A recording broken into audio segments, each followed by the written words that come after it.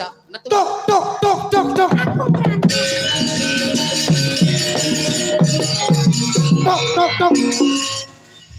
Dan tenan sidrak. Baik. Duduk. Tuk.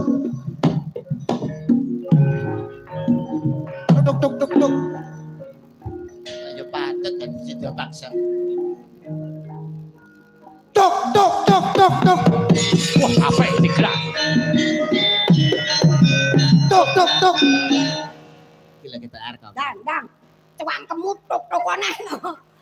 Dang. Toprak sewang yo taktuk tok. Ngetuk iki terus apa enak. Bintang tani kok ming takuk. Wayahe omong. Duduk.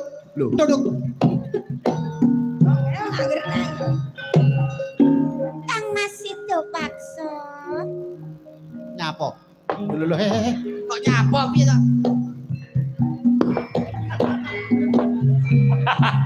Kowe iki manten anyar. Manten anyar arep pamitan karo bojomu tugas negara diutus karo Sinuwun Sila Adikrama. Ora suwek raimu lho. Ngono lho. Goleki rai pitung plentung nang pertapan Majasem Ya kowe iki tanggap plentung-plentung ning karo Majasem. sambilanang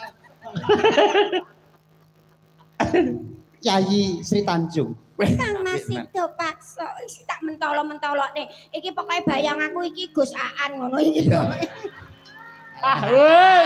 masa Gus Aan direbeki Kok saat nganti oleh guyu nganti geblak lho.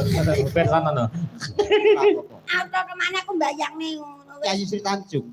Nek aja nemen-nemen wae madhep rene. Lah nyapa? Mondol ambune solar. bape kaya batang kok Ya iya. jane cangkem apa WC nyapa Iya. Lah ya rayo kaya sak piteng jarene. Yayi Sri Tanjung. Kang Mas Pates itu paksa. Wonten menapa Kang Mas kok rapi randat lawuh panjenengan wonten ing Taman Sari Kang Mas itu paksa. Kula sampun ngrantu rawuh panjenengan. Kini menapa panjenengan kok mboten kondur-kondur. Kula sampun kapang sanget dumateng panjenengan Kang Mas. Duh Kang Mas itu paksa.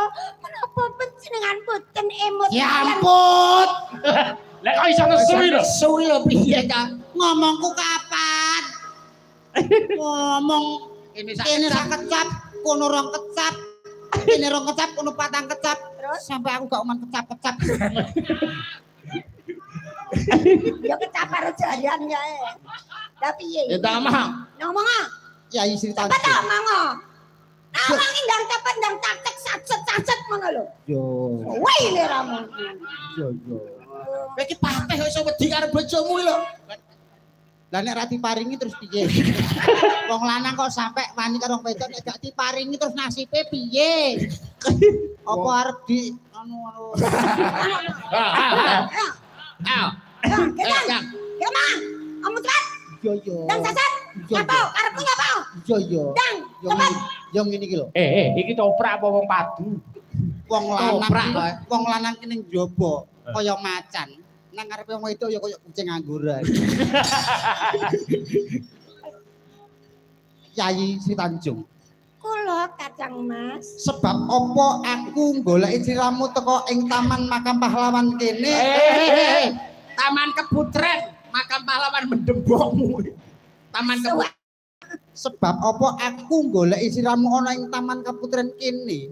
Awit aku nampa dawuh saka Sang Prabu awit aku nampa dawuh saka Prabu Sila Hadikrama awit supaya aku ngupadi Mas Tulunggung Awet. kakean awet kowe iki aku arep pamit karo sliramu ya. Kang Mas. Kang Mas. Panjenengan badhe tindak wonten pundi Kang Mas? Ini to ya. Aja aku yo badhe grontoro.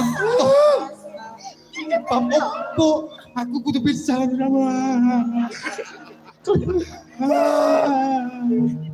ya kok malah tangisan keluargamu ada apa kok malah tangisan Yo kene apa-apa. pamit biasa lho